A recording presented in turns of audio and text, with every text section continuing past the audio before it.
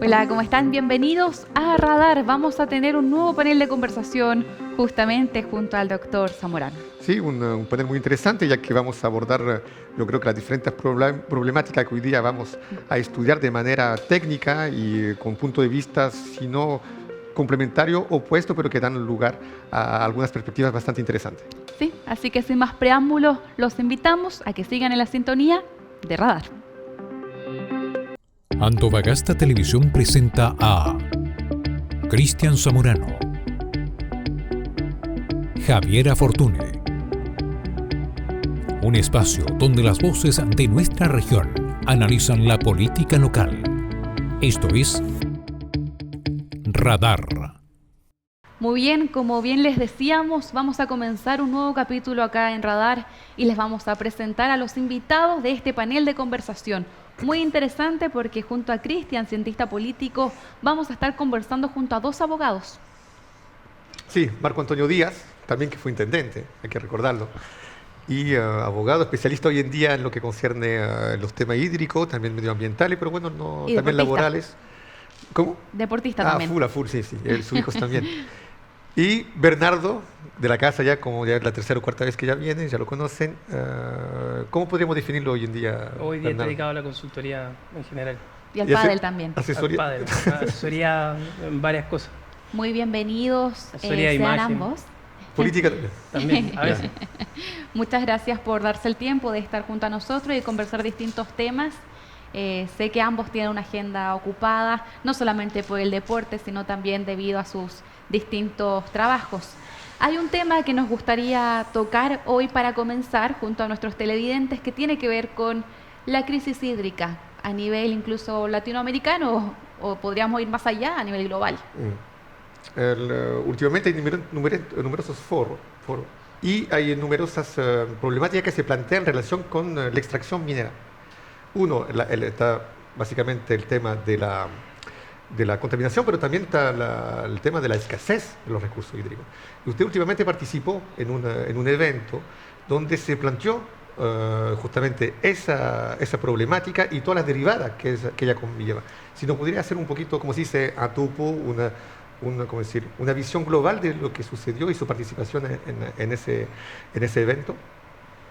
Bueno, primero que todo, Javiera, Cristian, agradecer nuevamente por la invitación, siempre disponible para conversar de estas temáticas y de aquellas quienes la ciudadanía está reclamando. Es un programa que disfruto mucho como espectador y por lo tanto feliz de estar acá.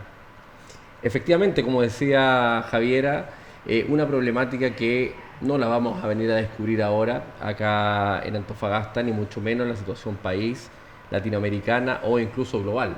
Sin ir más lejos, hemos sido testigos de, con profunda tristeza, los efectos devastadores que está teniendo el cambio climático en países como España recientemente, con En una Valencia. catástrofe. Y sin ir más lejos, semanas más atrás, en Francia. Sí. Entonces, es en ese contexto donde se da ALADIR, que es el congreso del que vengo de participar. Agradezco mucho la invitación, fue una sorpresa que hayan invitado a alguien desde las regiones del norte del país a exponer en Santiago respecto a una temática que dice relación con la colaboración en el desafío hídrico, particularmente en el reuso y la desalación.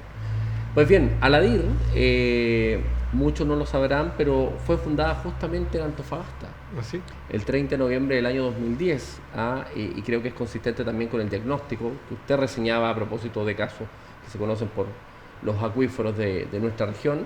Surge como una necesidad real para generar una masa crítica que permita a nivel ciudadano encontrar soluciones de política pública, promover iniciativas, pero también con una componente muy seria de fomentar el ecosistema emprendedor orientado a esas soluciones que digan relación con la desalación y con el reuso de agua. ¿Algún dato que te haya llamado la atención justamente desde este congreso?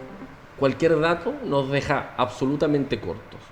Y el dato que yo creo, respondiendo a su pregunta, que debiera hacernos sentir orgullo, es que desde esta región nos tocó estar con panelistas de España, la comitiva israelí siempre presente, compartíamos experiencias de Singapur, pero el ojo estaba puesto en Antofagasta, Javiera, justamente por la cantidad de agua que estamos desalando.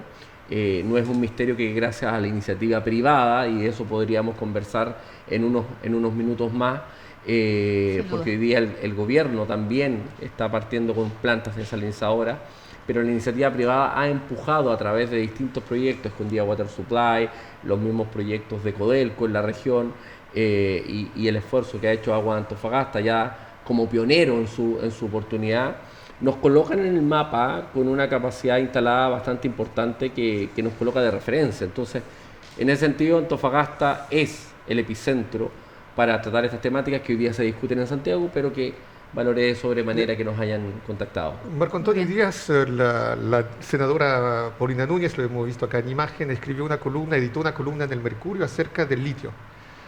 El litio también va de la mano con el tema del agua también. Así es. Ya.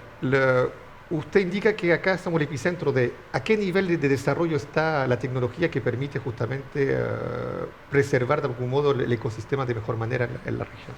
Me permito responderle rápidamente con un ejemplo que coloqué ayer en la presentación. Cuando me tocó representar al gobierno de Chile en la cumbre de gobernadores de la Alianza del Pacífico en México, les conté y les expuse acerca del desafío que teníamos de cara a hacer un verdadero encadenamiento productivo asociado a la minería, lo que se conoce con este término de los años 90, que es el clúster. Termino mi presentación, yo sintiéndome que había descubierto un Perú, y se me acercan 3 o 4 gobernadores mexicanos y me dicen: hey, ¿por qué plantea eso? Si ustedes no tienen clusterización, ¿qué queda para nosotros? Ustedes viven en un clúster y no se dan cuenta. ¿Podría explicar lo que es el clúster para los... Generación de encadenamientos productivos en base a alguna línea de desarrollo. Es decir, que por ejemplo, en torno a la minería, los liceos técnicos estén orientados, enfocados en las universidades con sus carreras, proveedores con base local, alimentando... Sí, en Antofagasta tenemos de minería, tenemos de energía también. Entonces, respondo a la pregunta del doctor Zamorano. Bueno, la columna por la que usted me plantea no la leí, no tenía conocimiento de eso, pero sí sé que el estudio de la Universidad de Chile da cuenta de un decrecimiento del suelo en el Salar de Atacama del orden de a 1 o 2 centímetros por año, lo cual presenta una situación de criticidad absoluta. Sí. Pero en oposición a eso, justamente los mayores avances están saliendo desde nuestra región, a propósito de la desalación. Entonces, problema de estrechez hídrica en las cuencas, en las aguas continentales. ¿Dónde poner el foco? Bueno, desalinización con sus pros y sus contras, podemos también conversar de eso, y en el reuso, que creo que es todavía la tarea más postergada a nivel normativo, a nivel de implementación de proyectos, y les dejo una perla ahí. Había proyectos en Antofagasta que databan del 2018, que no han tenido después el movimiento que uno hubiese esperado, y que decía relación con la instalación de ejes verticales en Antofagasta de plantas para el reuso de aguas, plantas que sirvieran para poder alimentar todas estas áreas verdes que se hicieran en paseos Cerro-Mar. Ustedes saben, nuestra costa se tiñe de cemento ante la carencia para la implementación de agua en el borde costero. Entonces, le respondo a la pregunta directamente. Creo que Antofagasta, aunque no nos demos cuenta, tenemos grandes dolencias en nuestros acuíferos continentales, pero las respuestas están justamente también saliendo desde este territorio. Sí, importante los puntos, Bernardo, también respecto a lo que se menciona sobre tener mayor inversión, mayor proyección de parte del privado que del lado público. Por ejemplo, tenemos una gran meta que es ser la primera ciudad latinoamericana con 100% uso de agua desalada. Hasta el momento vamos muy avanzados. Sin embargo, también quería acotar una frase que dijo también el abogado. Muchas metas postergadas, pero cada vez nos vamos creando más objetivos que cumplir, cuando los pequeños pasos no se han hecho. Sí, yo creo que eso tiene mucho que ver con una realidad país que nosotros tenemos hoy en día. Las empresas dan una respuesta mucho más rápida y oportuna que el Estado de Chile, porque tenemos un Estado sumamente lento en un montón de otros temas. No solamente no se da solución a temas como que tienen que ver con el uso de agua, sino que también con problemas habitacionales, con problemas de seguridad pública, con un montón de otros problemas que en el fondo las empresas ya han tratado de resolver por su cuenta y mucho anteriormente a lo que pueda llegar estos mismos temas al Estado. En ese aspecto, muchas de las cosas que se plantean terminan en el papel, pero cuesta mucho que se terminen de materializar estas mismas. Yo creo que estas iniciativas son importantes porque tienen que ver con el futuro, más que el presente. Está bien que nos replanteemos estas cosas, lo que plantea Marco es muy interesante, ya es un tema que no está en el conocimiento de todo el mundo, pero hoy en día si uno va a la realidad, por ejemplo, las caletas de la región se alimentan básicamente de esta forma. Muy bueno. Por eso yo cité la columna de la senadora, porque estamos todavía con el instituto discutiendo, pero yo creo que cuando usted fue intendente también se tocó el tema, el Instituto de Tecnologías Limpias. ITL. Sí, sabiendo si ese gran instituto que involucra una inversión consecuente se realiza o no acá en la región, porque aparentemente ha aumentado, se pensó que podía hacerse también en Santiago. La columna habla del Instituto de Tecnologías Limpias, pero cuando yo leo prensa internacional, estudios internacionales, cuando me hablan del litio y de tecnología limpia, hablan mucho de contaminación y de tecnología que permite justamente preservar el medio ambiente. Está claramente atrasado el sector público acá. Y mi pregunta es, ¿el sector privado, si bien en el futuro se estarán implementando proyectos, en el presente, usted no visualiza una falta de compromiso por parte del sector público en esos ámbitos? Yo creo que... ¿El sector privado, perdón? No, yo no creo que el sector privado se ha ido ambientando a este cambio de normativa, a este cambio de realidad también. Las mineras también tienen sus propios sistemas tienen sus propios sistemas sus sistemas de implementaciones que van generando a partir de temas medioambientales.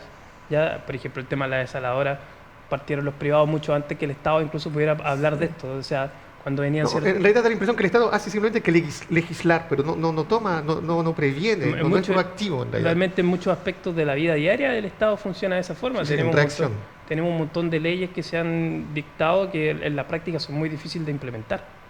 Y esa situación el privado lo resuelve más rápido porque también tiene menos frenos para poder utilizar sus propios recursos.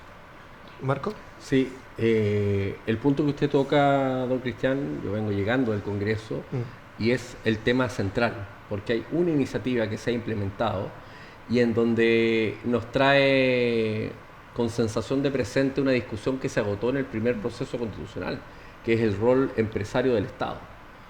Yo no tengo problemas en señalar que por lo menos mi postura es de un Estado subsidiario, un Estado regulador, pero un Estado que también colabore y participe. ¿Con qué cosa? Un fast track permisológico. Es imposible que proyectos que van a ir al corazón del problema de la estrechez hídrica, darle un respiro a nuestros acuíferos, se sometan al mismo procedimiento permisológico que otros que quizás son de fuente contaminante. Ya, ese como punto 1. Punto 2, a necesidades urgentes, soluciones urgentes.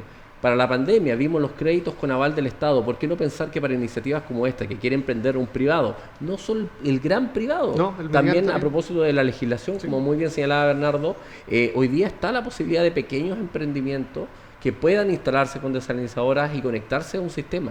¿Por qué no ahí el Estado aparece como un avalista para obtener financiamiento, sea nacional o internacional? Creo que por ahí va, pero ¿cuál está hoy día en el ojo del huracán y en la tormenta perfecta? Es que el Estado decidió ser empresario y decidió instalar plantas y comerse, discúlpeme la expresión, esa curva de aprendizaje que sabemos que en definitiva es costoso, al fin y al cabo. Pastelero a tus pasteles. Sí. ¿Será por eso que podemos ver algunas trabas que han publicado medios de comunicación como el ex ante, que acá nos indica que por parte de la Comisión Nacional de Evaluación y Productividad, la CNP, poder justamente aplicar un proyecto de una desalinizadora se demora 11 años con 4 meses en promedio? Es bastante, y eso que si hablamos de Antofagasta en comparación con otros lugares del territorio de Chile, estamos avanzados, sobre todo las instalaciones del sector minero. Acá nos mencionan que hay al menos 17 iniciativas que están en proceso para desarrollarse en el país, pero con ese promedio de trabas. Mire lo que voy a decir, y yo quiero ser lo más objetivo y riguroso en el comentario técnico que voy a hacer, aun cuando pueda recibir crítica política. En el gobierno de la presidenta Bachelet, ella tuvo que tomar una decisión muy difícil, pero tomó una decisión difícil y de manera rápida y oportuna. Argentina nos cerró la llave del gas. Y si bien hasta el día de hoy se recuerda que la matriz energética del sistema interconectado Norte Grande se carbonizó a propósito de las termoeléctricas. Oye, había que reaccionar rápido en su momento y enhorabuena que hoy día estemos en una transición cerrando... Genial, sí. Pero en ese momento era la solución de política pública más rápida. Y yo recuerdo, yo tramité permiso en esa época.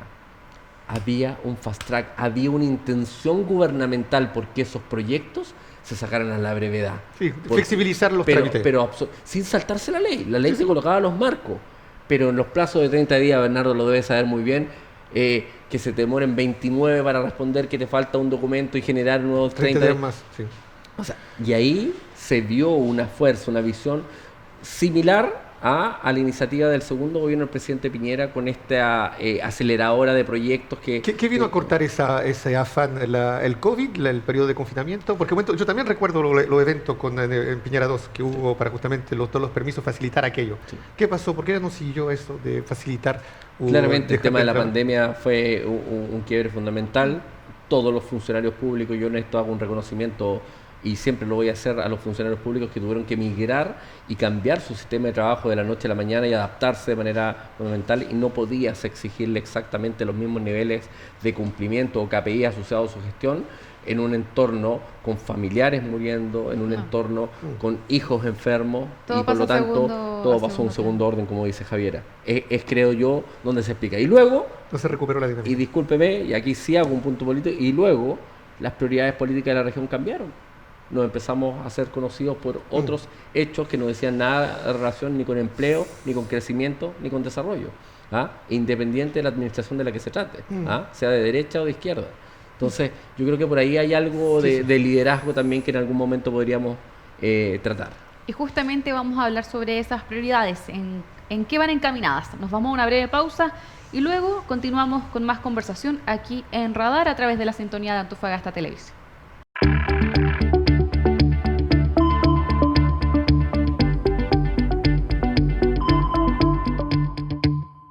Ya estamos de regreso de la breve pausa para continuar conversando de distintos temas de contingencia para el territorio de Antofagasta. Y este sí que es muy importante porque tiene que ver con los recursos que en alguna vez nos mencionaron que se iban a aplicar, se iban a invertir para un proyecto, y resulta que las fechas ya se cumplieron, ya pasaron. Estamos viendo justamente una portada del Mercurio de Antofagasta de hoy que realiza la siguiente pregunta: ¿dónde están los 4.852 millones de pesos de Antofagasta? Esto es en específico en relación a una inversión que se iba a aplicar en el centro de Antofagasta para mejorar justamente los lugares que estamos viendo en las imágenes. Sí, se consideraban fachada, monumentos, pavimento, áreas verdes, y en realidad no pasó estrictamente nada o muy poco.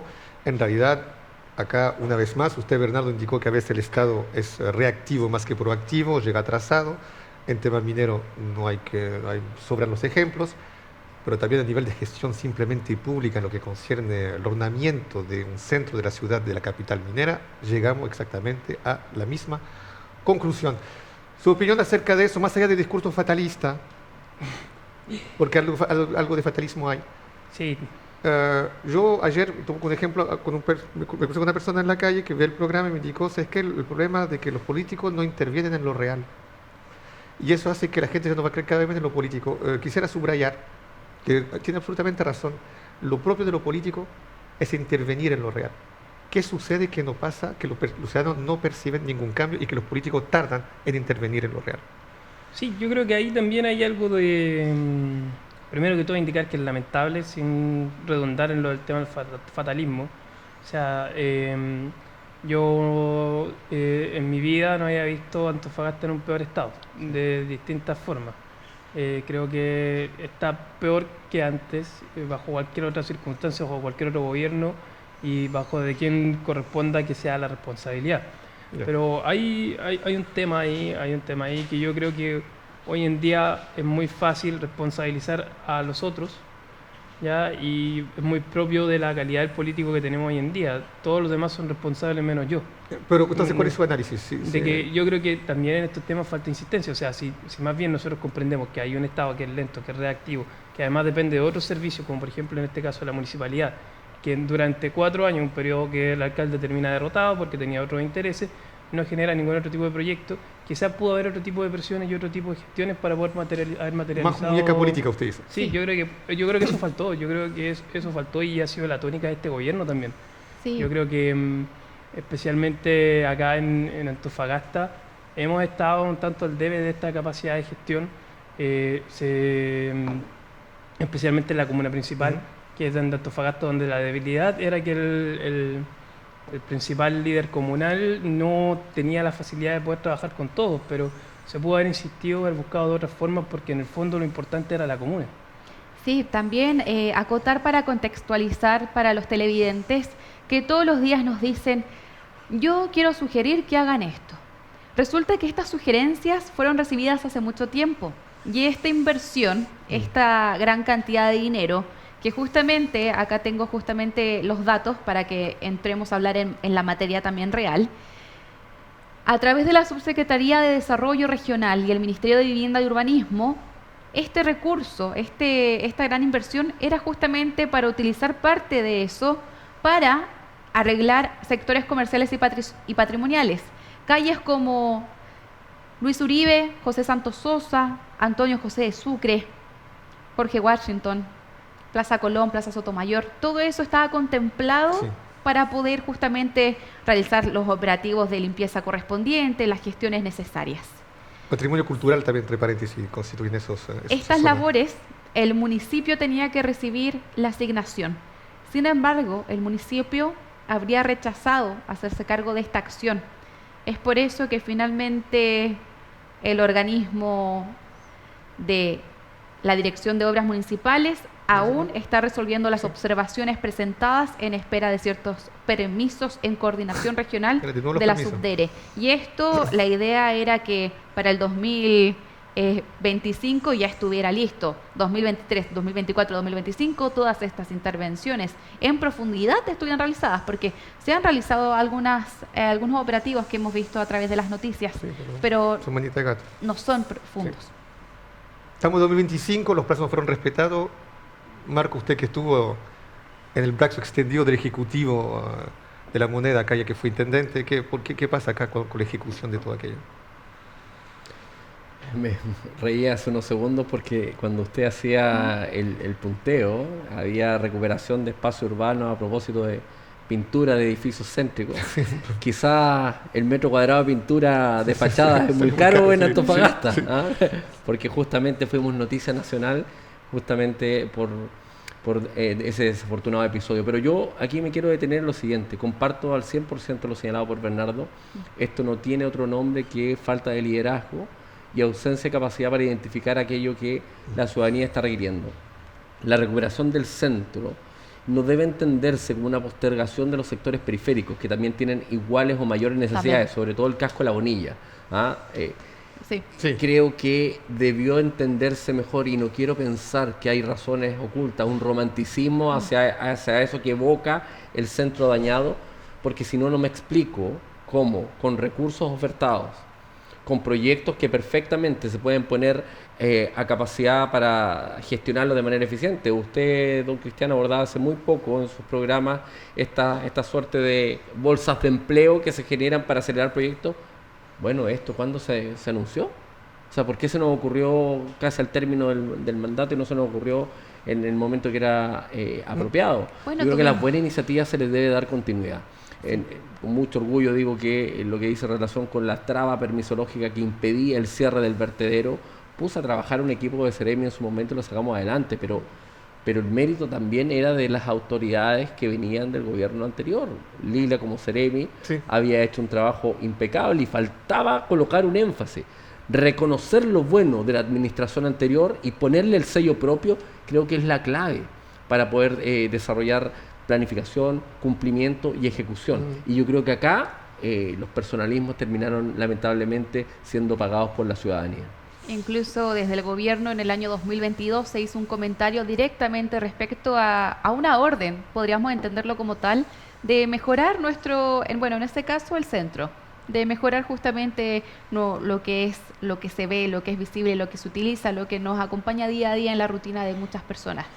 Sin embargo, 2022, 2024 no hemos visto el cambio que el gobierno también tenía la intención de que se diera.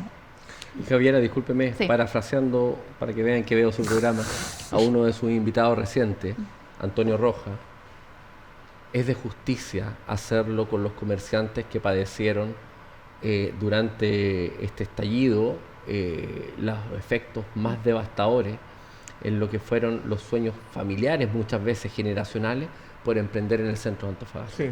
Casi es un asunto incluso hasta de justicia hacerlo. Y por lo tanto, doblemente el dolor de que eso no haya prosperado. Sí, yo quiero incorporar un dato que parece que se nos escapa un poco, pero si damos cuenta de quién era el Ceremi y dónde está en la actualidad, de la época del Mimbu, de la época que se estaban... Carlos Contreras. Claro, y dónde se encuentra en estos momentos y por qué se encuentra en estos momentos en esas circunstancias. Quizá hay una Creación relación de causa-efecto con También tenemos que ver, yo creo que el gobierno le bajó mucho el acelerador a todos los trabajos que realizaba el Mimbu frente a esta situación. Ya, pero Bueno, hablemos de justicia, me gusta el concepto, ya parafaseando un grupo francés. sí, excepcional ese grupo. Pero parafraseando a Antonio, ahora yo llamarlo Antoine, Antonio Rojas, él indicó que la justicia es un ideal, ¿cierto? Si el derecho, la legalidad no es el equivalente a la justicia. Entreguémosle justicia a la gente justamente a esos sueños frustrados de manera absolutamente legítima de gente que quería un negocio en el centro. Pero hablemos el espectro y hablemos a la región. También habría que hacer justicia, ¿no cree usted, a los habitantes de Antofagasta? Porque básicamente, cuando hablo de fatalismo, todos estamos de acuerdo con el diagnóstico, ¿cierto? En la mesa. ¿Qué puede suceder? Ya hay una condena del actual político. Estamos en un recambio de político. Estamos a puertas de saber quién va a ser el próximo gobernador o gobernador regional y ya sabemos quién es el nuevo alcalde y los nuevos alcaldes de la comuna. ¿Qué puede pasar ahora en lo que viene? ¿Usted cree qué prioridad debe darse a la región y usted tiene fe en este nuevo proceso que hace ver que nuevos integrantes de este juego político han llegado justamente a mostrar supuestamente sus cualidades como gestionadores? Sí, bueno, yo considero aquí, primero que todo, desearle todo el éxito del mundo al nuevo alcalde de Antofagasta. Me hago énfasis en Antofagasta porque creo que es una de las comunas que tuvo peor gestión municipal de los últimos quizás 30 años en la historia de la ciudad. De hecho, es bien anecdótico, pero la gente en la población extraña a Karen Rojo, cuando en algún momento lo único que quería hacer era sacarla. ¿Ya? Y pero la ciudad está eso, mejor, ¿no? Eso tiene que ver con que el alcalde que estuvo tenía muy poca capacidad de gestión.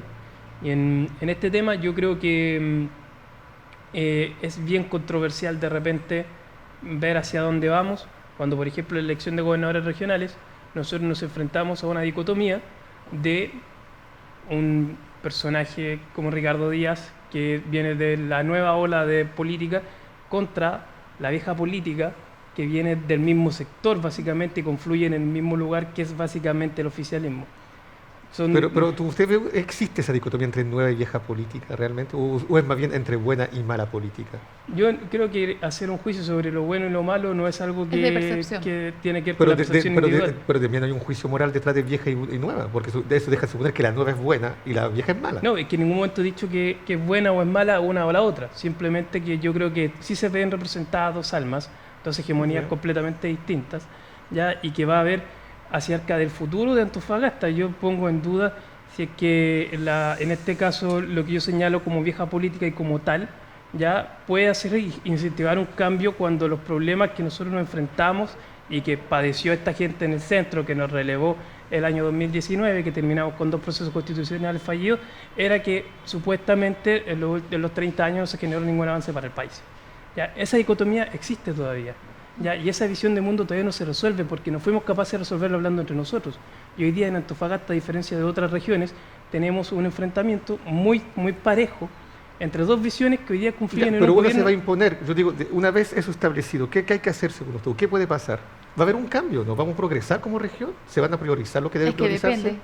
Según usted, para salir de los fatalismos y quizás ser un poquito más optimista. No, sí, yo no lo digo como una visión fatalista. Yo creo que el cambio se va a dar de forma básicamente obligatoria. Yo creo que viene impulsado de la gente que está un poco cansada. Hoy día uno se encuentra a la gente en la calle y la gente te señala que está cansada. Y yo creo que la elección del alcalde de Antofagasta no tiene que ver, y eso quiero decirlo, quiero ser súper concreto. Hay muchos analistas que indicaban que no, que Sacha Razmilic no iba a ganar porque su sector iba dividido. No como Nostradamus, sino que muchos decían que él no iba a ganar porque su sector iba dividido en 4 candidatos. ¿Ya? ¿Y cuál es el resultado? O sea, hay una mala lectura del electorado y eso pasa nuevamente con esta elección. Entonces, para resumir, usted dice la culpa son los partidos políticos que todavía no están en sintonía con lo que pide la ciudadanía y las problemáticas que enfrenta la ciudadanía. Es que yo creo que los partidos políticos padecen del mismo problema que padece el Estado y que también llegan tarde. Si yo creo que los partidos políticos, la lectura que hacen cuando las cosas ya ocurrieron, no cuando vienen, porque hace mucho tiempo nosotros dejamos de pensar sobre lo que viene. ¿Ya? Y pensamos y actuamos sobre el momento. Y eso es lo que termina confluyendo en estas situaciones. Y ahí están las cosas. Lo más normal y lo que se comentaba en el mundo político y lo que más decía en el mundo de análisis, no, tiene que ganar Pablo Iriarte porque es el candidato único de una coalición. Ya, eso en los 90 era normal. Ya tuvimos como resultado de que un sector, que es la derecha, que ya fragmentado en 4 o 5 candidatos, ya terminó con la victoria de un alcalde. Entonces, pero hablando de eso, no hay respuesta a las problemáticas de la región, usted dice, si nos seguimos en esos juegos político-políticos. Sí. Pero ahí... Y pongo a prueba mi capacidad de síntesis porque he hablado bastante. En la gestión municipal tengo absoluta esperanza. Veo elementos que son dignos de destacar. Como ciudadano doy un cheque en blanco, pero también hago una advertencia. Los equipos que rodearon en campaña al candidato Razmilic dan cuenta de un recambio de juventud y yo eso lo veo positivo. Yo sí tomo un partido entre lo viejo y lo nuevo. Idealmente creo que el alcalde Razmilic, en la medida que logre él imponer su visión, sus equipos de trabajo y no se los impongan las viejas estructuras que creo que fueron vencidas en estas elecciones, hablo de las macroestructuras partidistas. Y ausente también. Yo creo que él tiene un ojo y una orientación natural hacia lo técnico y eso es, como dice Bernardo, lo que urge a nivel comunal. Y en lo regional, solo me permito un comentario y es algo directo a la ciudadanía. No da lo mismo quien gane, claramente, y no da lo mismo ejercer o no ejercer el derecho. Yo creo que este es el momento que los ciudadanos de la región de Antofagasta tienen que tomar partido. Sea que el sector que ellos representan esté compitiendo o no, pero esos llamados a votar nulo, a abstenerse, a no participar, a hacer un voto castigo, pueden costarnos muy caro. Mire, yo quisiera colgarme, si me permite la expresión, sobre algo que usted ha dicho, hablando de las problemáticas que hay que enfrentar. Usted se refirió al caso de Valencia y yo sé, tuvo España. En España, y usted tuvo la sensatez a un momento dado cuando pasó en Francia de escribir, porque todavía yo tengo familiar allá. Y hubo un problema con también los ríos que desbordaron en Francia. Hay claras señales que... Y con las alertas tardías. Y hay claras señales que hay un cambio climático en el mundo. Hace poco yo vi, no soy especialista en la meteo ni nada de eso, pero simplemente observo. Acá lloviznó y sorprendió a mucha gente. Si acá se pone a llover un día por culpa del cambio climático, lo de 91, lo que sucedió en Antofagasta, al lado va a ser un chiste. Y no quiero minimizar la tragedia que fue lo de 91. Que al fin y al cabo, esto se levantó sobre todo por el pueblo, para el pueblo, me da la impresión. ¿Usted cree que eso lo tienen los gobernantes, esa visión sobre el cambio climático y lo que puede suceder en Antofagasta, si esto se aplica, si esto sucede, y estamos listos a enfrentar aquello? ¿Usted ve un afán proactivo en los políticos? ¿En lo particular? Sí. Yo creo que veamos en los símbolos. En su momento el candidato electo Razmilic buscó codificar y traer hacia su molino la sensibilidad medioambiental al propósito de la contingencia que hubo en la Aguada. Entonces eso ya nos da una sensación de que está orientado, o por lo menos que esa temática no le va a ser extraña. Por lo tanto, en esto dígame optimista, creo que podría tener una aproximación mucho mejor hacia ese tipo de problemáticas. A nivel regional, yo insisto, es gestión, gestión y gestión. O sea, te puede sorprender un invierno altiplánico en Calama, pero las decisiones tienen que irse, hay que movilizarse, hay que estar, hay que mover recursos, y por eso es el llamado a que no da lo mismo quien salga electo o electa, y por lo tanto el ciudadano debe ejercer su derecho a sufragio. Bernardo. Sí, yo ahí sí creo que, bueno, en la experiencia también lo he visualizado, se han tomado medidas para que no se vuelva a repetir lo que lamentablemente ocurrió el año 91. Como la limpieza de las piscinas aluvionales. Sí, y ahí a partir de los distintos gobiernos de todos los sectores se han hecho cargo de esa situación a través de las obras públicas, a través de también la colaboración, y ahí también hay que hacerle el tirón de oreja también a la ciudadanía. Ya que llena de basura. La ciudad tiene basura, el sector está lleno de basura, no tiene que ver con que la municipalidad limpie o no limpie todos los días, o haya entrar uno o más tratos directos frente a la basura. Hay un tema de sociedad que tenemos que resolver. En otros países uno de repente camina y ni siquiera hay basureros, ¿ya? Y no significa que no haya basura en las calles. Entonces eso también tiene que ver, por más que se intente concientizar, la gente sigue yendo a botar basura de repente a cualquier lugar. Sí, me gustaría acotar algo también respecto a lo que nos han preguntado los vecinos, que actualmente el alcalde es Jonathan Velázquez, hasta el 6 de diciembre, cuando asume el alcalde electo Sacha. ¿Ya? Sí, pero está de vacaciones, en todo caso, físicamente no está presente. ¿Ah, sí? Sí. Tiene unos días. Sí, pidió sus vacaciones y parece que va a coincidir con el final del mandato. Y es por eso que hemos visto algunas noticias que se han viralizado incluso por personas que pertenecen al municipio, como los concejales. En específico Luis Aguilera, quien publicó este jueves una fotografía donde podíamos ver la comparación del presupuesto 2024 y la propuesta para el presupuesto 2025, que al parecer eso tendría que quedar cerrado antes de que asuma la nueva administración, lo cual personalmente yo lo cuestiono. ¿Cómo vamos a la administración que se vaya dejaría listo el presupuesto que la nueva administración tiene que estar manejando? Que, ojo, tiene una disminución estadísticamente muy drástica en términos de seguridad. ¿Una palabra para definir ese tipo de maniobra o ese tipo de situación? Y una cosa, no sé si dentro del derecho que ustedes trabajan manejan este tipo de contingencia, pero más allá de que dejen un presupuesto establecido, en una nueva administración, ¿pueden cambiar eso? ¿O no habrá forma? Con los presupuestos municipales siempre se puede jugar un poco. Siempre se puede jugar un poco. Principalmente, yo recuerdo la experiencia haber visto que incluso tenían que pasar por aprobación del Consejo Municipal nuevos presupuestos para aumentarlo, nuevas transferencias, que se han dado tantas cosas. Pero yo creo que hay algo que llama mucho la atención por parte de la municipalidad, lo hablábamos en el punto anterior, ya que tiene que ver que en un lado sobraba plata y hoy día están disminuyendo un presupuesto. Yo creo que eso tiene que ver más que con algo legal, más que con otra cosa, con una mezquindad por parte de la autoridad. La palabra sería entonces mezquindad. Mezquindad por parte de quien se va, para que en el fondo, y eso es lo que le molesta a la ciudadanía, si no está, con este tipo de acciones no está disminuyendo la gestión de un alcalde, están perdiendo las personas, y ese es el tema. Nosotros nos destacamos como país por nuestra cultura democrática. Por ese afán republicano. Tengo muy grabado cuando el presidente Gabriel Boric es electo.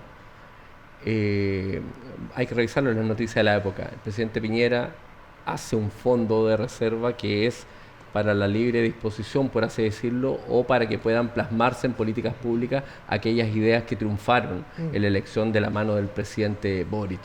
Esos gestos, creo que son gestos republicanos que perfectamente podrían haberse replicado a nivel local. Lamentablemente no fue así, pero quiero ocupar solo un segundo para cambiar el paradigma, porque estamos hablando desde dentro de la caja, desde lo que hay, desde lo que se puede reasignar, y el gran tema ausente que los actores locales no han relevado es la falta de justicia justamente en la asignación de recursos a los estados subnacionales, llámese gobiernos regionales, llámese gobiernos comunales. Sí. Lejos, muy lejos todavía de los países de la OCDE tienen en cuanto a distribución.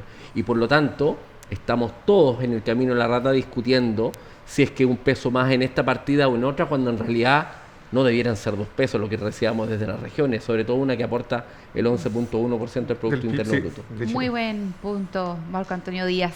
Ahí estamos viendo el comparativo que yo les mencionaba. respecto a los gastos presupuesto años 2024-2025. Y por ejemplo, gracias a la variación nos damos cuenta que en Dirección de Inspección Municipal un menos 786% de la inversión que se había realizado en el año 2024 para el año 2025. En Dirección de Seguridad Ciudadana, menos del 105% en comparación al periodo anterior. Seguridad Pública, tenemos una variación solo de un 13% en aumento, cuando ahí también deberíamos esperar un Mucho número más. distinto, de acuerdo a la realidad que vivimos justamente en Antofagasta. Ahora sí, nos vamos a una pausa breve y luego volvemos para comentar otro tema más. Quédense en la sintonía.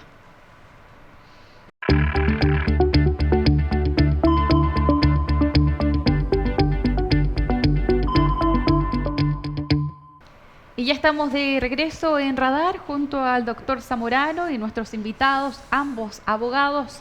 Y el tema que vamos a tocar a continuación tiene que ver con algo que ya hemos mencionado e incluso las mismas personas, las mismas fuentes han confirmado sus respectivas salidas y futuras salidas, pero dentro de los plazos límites para participar de las carreras parlamentarias del siguiente año.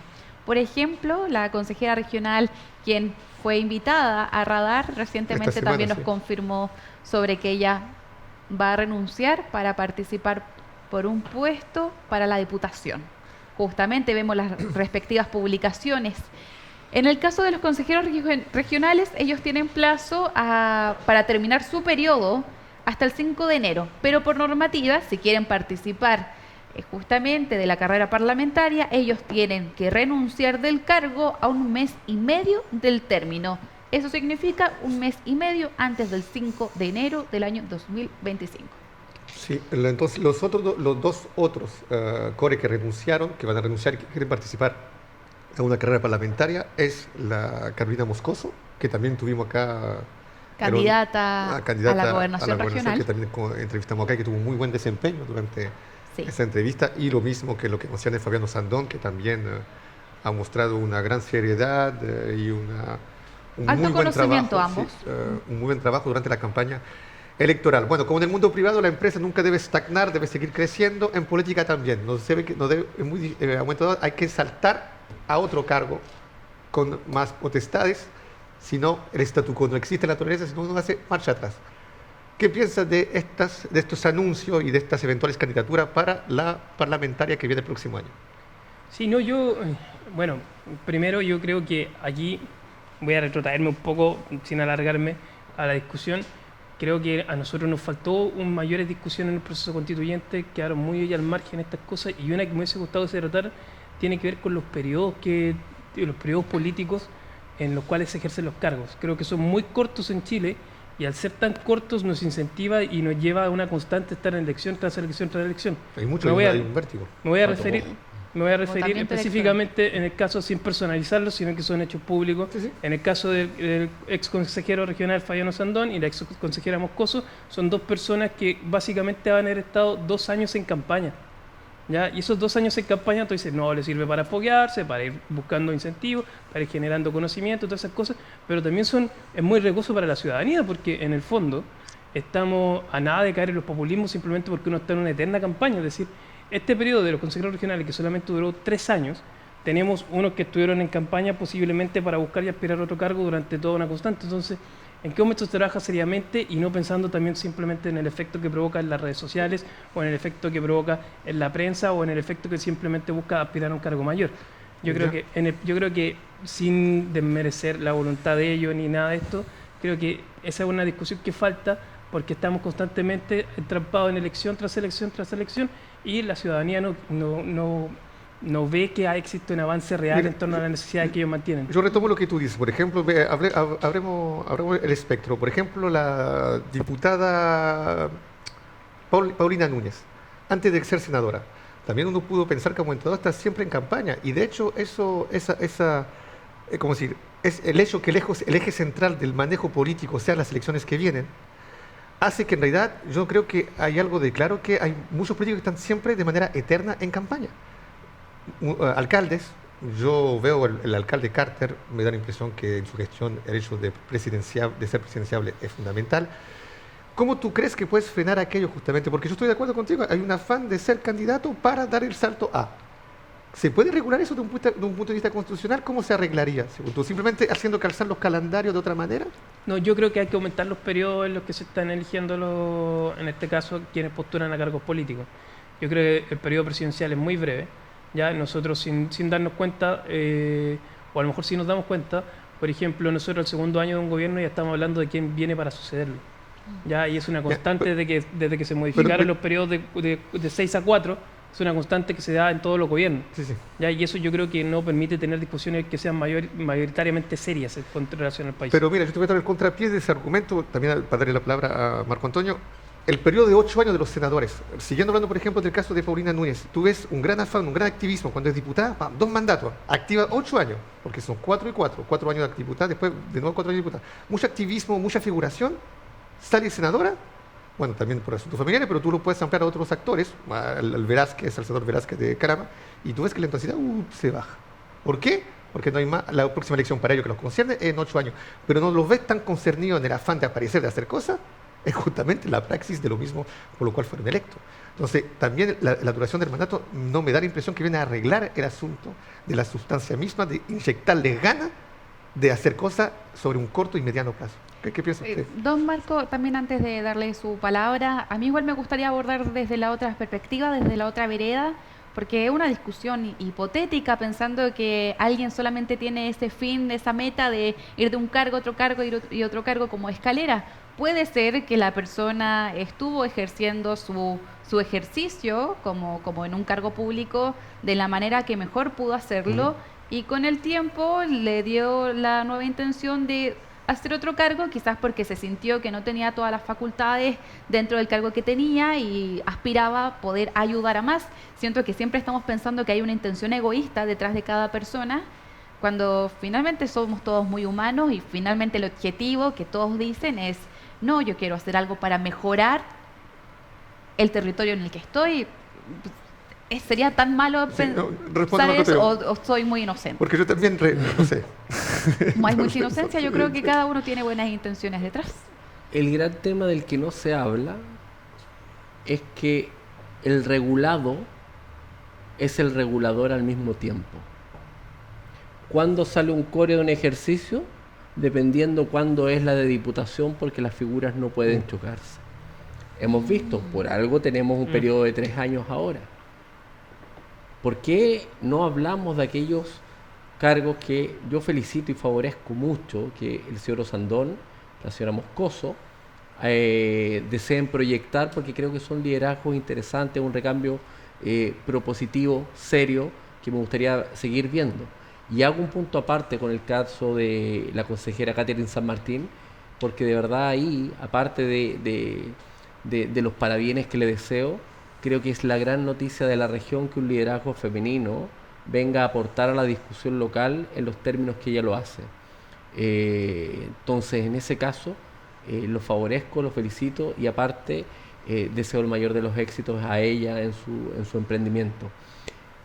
Pero hay un denominador común en los tres. Se someten a las reglas democráticas, renuncian con el costo personal que significa hacerlo. Sí. Otros cargos, para no personalizarlos, no renuncian, hacen campaña, sus equipos son contratados y pagados con fondos de todos los chilenos, y esa realidad la miramos para el lado, porque el único que la puede corregir es el mismo del que se está beneficiando. ¿Ya? No nos olvidemos de eso. Sí, sí. Ese es un valor central para el equilibrio del juego democrático. Pero lo que usted subraya es un paradigma a lo largo del país. Pero por supuesto. Sí. Y no va a cambiar en la medida que el que lo debe cambiar es el mismo que se está beneficiando del juego político, el incumbente, el que está dentro del sistema. Por eso valoro estos tres liderazgos, porque se someten a la regla del juego democrático, renuncian con el costo personal, familiar que eso significa. ¿Usted cree que al día siguiente van a contratar a un ex político? No es fácil. No, es un camino muy árido y sobre todo si no se han adherido a malas prácticas. Entonces es una gran noticia. Yo quiero destacar el lado positivo un poco de esos tres liderazgos que creo que encarnan lo que en su pregunta subyace. Personas que quieren contribuir a la región desde la construcción de un liderazgo político serio, y en el caso de la Core San Martín, yo creo que era una realidad que postergó, pero que no era buena que ahora la haya tomado por el bien de la región. Mire, yo me voy a hacer el abogado del diablo, pero esta vez no ante un abogado, sino ante Javiera. Eso de que lo hizo bien durante un mandato o dos, el caso de Core San Martín, y aspira a más porque ya dio todo y da cuenta, ya toque techo, ¿cierto? Como en cualquier actividad uno a veces dice, mira, voy a dar un salto. Pero ahí lo que me llama la atención, hay mucha gente que puede pensar, con todo lo positivo que subrayaste, Javier, cuando cambian de cargo, da la impresión que no están viviendo el cargo, los atributos que otorga el cargo. Sebastián Videla, muy activo, muy conectado con la gente. Parece alcalde a veces. Parece alcalde el actual y no tanto diputado. ¿El gobernador regional? El gobernador regional, Jaime Araya. Es un presidente Core, pareciera ser. Sí, y Jaime Araya parece delegado presidencial, porque no habla de otro tema que la seguridad. Hasta está invitando a los tipos a hacer test de droga en la carrera municipal. Es decir, hay un desfase ahí. Entonces, yo me digo, los tipos en realidad también, cuando llegan al municipio, siguen hablando como si estuvieran, en realidad traicionan la voluntad del cargo que en realidad que quisieran, ¿me entiendes? Entonces, ¿cómo se puede arreglar aquello? ¿Un asunto cultural? ¿Cómo es? ¿Porque algo pasa? ¿O estoy yo fabulando en esto? Es precisamente el fondo de lo que yo indicaba, porque por ejemplo, aquí yo creo que si más bien las esperanzas, las aspiraciones son legítimas de lo que se plantea, Catherine San Martín fue más transparente, dijo, no, yo no voy a reelección, luego que ella diluye la idea de que vaya como candidata a gobernador regional, porque voy a ir al Parlamento. Sí. Los otros pasaron por la otra elección como independiente o por otro partido, perdieron y van a otra, que tienen facultades completamente distintas. Estamos hablando de la de ser gobernador regional, son mucho más ejecutivas, las otras son legislativas. Hay procesos que son completamente distintos. Por eso, si, por ejemplo, Ricardo Díaz pierde, si va de legislador, ya no podrá en esta pasada, ¿no? El plazo se cumple el día 15 de noviembre y eso nos encuentra en una segunda vuelta. Entonces no podría... En curso. En curso. Por el momento no, los plazos son fatales, no hay modificaciones. Y, por ejemplo, si Jonathan Velázquez imagínate, Jonathan Velázquez podría ir a una elección de diputación si renuncia a tiempo. ¿No sería también lo mismo que usted plantea? ¿No sería incoherente, ilógico? Es que esa falta de incoherencia nos tiene hoy día atrapados en una calidad legislativa baja. Hoy día la calidad legislativa termina resolviéndose o por Contraloría o por el Tribunal Constitucional o por los tribunales de justicia. Porque la calidad de la ley en Chile es baja. ¿Ya? ¿Y por qué? Porque tenemos políticos que pasan de un cargo a otro sin tener las competencias suficientes. Al menos yo, de los dos que se han mencionado aquí en la mesa como parlamentarios, encuentro que han hecho una tremenda labor, tanto Sebastián como Jaime Araya. Creo que son de los más destacados de los parlamentarios que tenemos. Porque dan la impresión que trabajan más que los otros. Otros no tenemos noticias. Yo, por ejemplo, Jaime, Catalina Pérez. Respecto de Jaime. Catalina Pérez hoy día. En versión modo submarino. Catalina Pérez hoy día es la mochila más grande, no solamente del gobierno, sino que cualquier persona que se le para al lado. Entonces, y que además probablemente aspire a una reelección. Giovanna Ahumada también tenemos como parlamentario. Pero también Giovanna Ahumada es una trayectoria media extraña porque sale con el PDG, se va demócrata y ahora termina...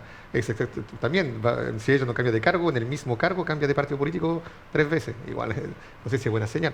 ¿Y el último quién es? Castro. José Miguel Castro, ¿cuál es su opinión de aquello? Bueno, yo lo veo que él cumple un rol bastante impugnador ahora que está en el lugar contrario, ya que está desde la vereda, desde la oposición. Realizando oficios. Muchas veces de forma errónea también con temas que no tienen nada que ver con lo que está consultando. ¿Sí? ¿Ya? Y eso también genera un desgaste porque, claro, es noticia y esa noticia viene en muchos casos erróneos. Es un populismo mediático. Sí, es un populismo mediático. Entonces la gente se queda con muchas veces, oye, mira, él está haciendo una pega, pero una mala pega, pues si está desinformando en el fondo.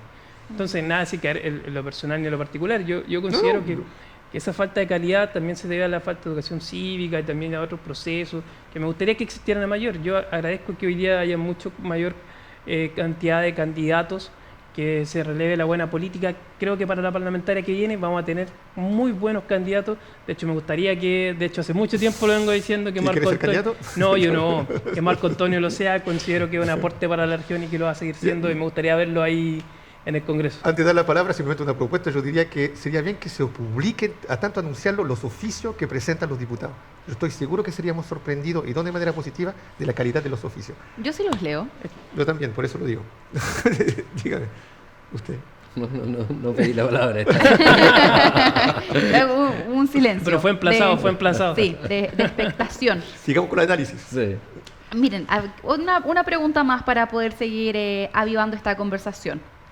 ¿Qué desafíos se enfrentan los candidatos en su transición desde, ya sea el Consejo Regional o el Parlamento, hacia nuevos roles de liderazgo? ¿Qué desafíos actualmente estarían más allá también de ese costo que existe al momento de dejar un cargo? De inmediato se me viene el gran desafío, creo yo, que le haría muy bien a la política regional y nacional, es dar cara y evitar prácticas populistas de cara a la nueva elección. No nos olvidemos que muchas autoridades electas de ambos sectores del espectro político, con los 10%, ¿no lo recuerdan? Parecieran tan antiguos los 10%, los retiros. Un par de años, 3 años max. Habíamos quienes hablábamos de inflación, éramos los técnicos, lamentablemente. Tenían razón. Pero el costo de los créditos hipotecarios lo siguen padeciendo las familias hasta el día de hoy. Y si usted promueve hoy día que no hay elecciones, un retiro para las mismas necesidades que tenían las familias meses atrás, hoy día nadie está poniéndose en lista. Bueno, ¿Quién era la principal articuladora? Karel Cariola los baja de la tabla o ocupan los subterfugios típicos para no promover su discusión. Habían hasta cuecas que se bailaban en el Parlamento para promover esa política pública nefasta. Entonces usted fue un instrumento político al final de esa propuesta. Pero no me cabe ninguna duda. Entonces yo creo que sería una linda prueba de fuego que pudieran seguir en la lógica propositiva, porque los liderazgos que han construido estas personas que han renunciado lo han hecho desde esa vereda. Y yo creo que, como decía Bernardo, ser fiel a la propuesta que les ha hecho a la ciudadanía, al final, más temprano que tarde, termina pagando. Sobre todo que ahora hay ciclos políticos con voto obligatorio. Entonces, evitar los populismos o los ofertones de campaña, creo que le varía muy bien al debate regional y creo que es el gran desafío que ellos tienen. Ante su balance pro o contra del voto obligatorio, porque también puede favorecer los populismos y la aparición de personajes populistas, pero están en contra o en favor de mantener el voto obligatorio para que sea la democracia más fiel a la legitimidad popular. Bueno, yo creo que el derecho a voto iguala a todas las personas y nos pone a todos en la misma posición, ya aunque algunos sostengan lo contrario. Por lo tanto, soy partidario de que sea obligatorio, más que voluntario, por el simple hecho de que cuando simplemente dejamos esta decisión a personas que las cuales no hemos hecho cargo de no educarnos, de desincentivar estas cosas, no van a asistir a votar y terminan votando unos pocos y las consecuencias las terminan pagando todas las personas. Yo voy a personalizarlo, siempre hago lo mismo en este tema porque de verdad me sensibiliza un poco. ¿Ya? Yo encuentro que si la gente hubiese votado de forma consciente por el alcalde de Antofagasta en la elección municipal anterior, muchas de estas cosas y problemas que hubo durante estos últimos 4 años se hubiesen evitado. En esto he mantenido una postura invariable, voto obligatorio absolutamente, así como los ciudadanos tenemos derecho me gusta también que se hable en la sociedad de los deberes, y creo que el deber cívico es el más fácil. Cristian, vamos a pasar a las conclusiones en honor al tiempo. Y bueno, también me gustaría que entre medio de la conclusión respecto a los temas en general que hemos hablado, ¿qué hacer si no es el populismo? ¿Cómo poder realizar la política en la vereda del frente? Si el populismo, bueno, con propuestas de región. Yo creo que no hay mejor elemento hoy día que debiera estar acaparando el debate público que la lucha de una segunda vuelta de 2 candidatos a gobernador regional. Pero, Marco, ¿cómo se hace atractivo la propuesta técnica al lado de la propuesta populista? Enamorar de una visión de región. Hay que enamorar de una visión de región.